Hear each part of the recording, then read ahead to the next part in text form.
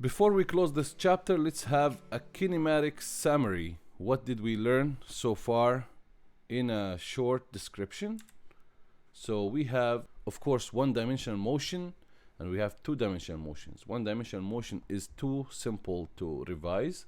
Two-dimensional motion, we have vectors. We learned how to do the addition of vectors. Addition of vectors, we have either graphical method or algebraic method.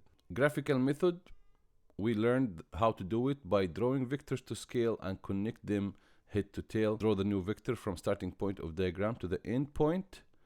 Then you see where is your resultant vector from the tail of the first vector to the head of the last vector. What is the length of the vector, and convert the scale. And that would give you the magnitude of the vector addition, and you measure the angle using a protractor at start of vector.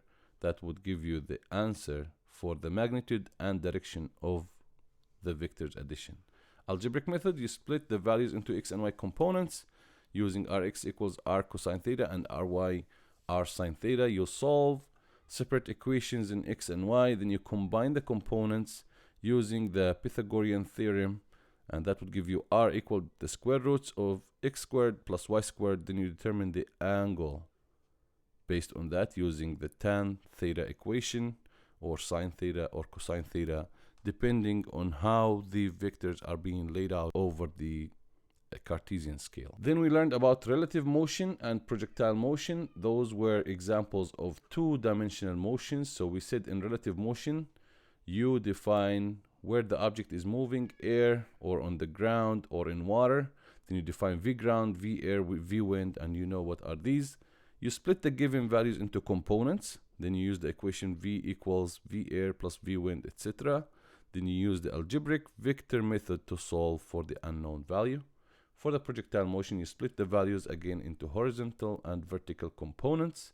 You set up the problem in x and y. You find the x velocities and the x accelerations and thetas. For the y, same thing. You find the acceleration over the y-axis and the velocity over the y-axis.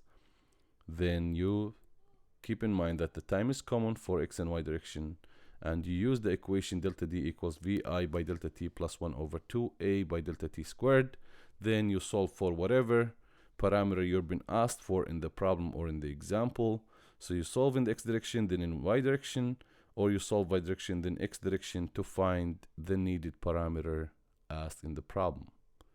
With that, we can conclude chapter 1 of Physics 101, and we are ready to move to the next chapter of dynamics and have more fun with motion and motion analysis.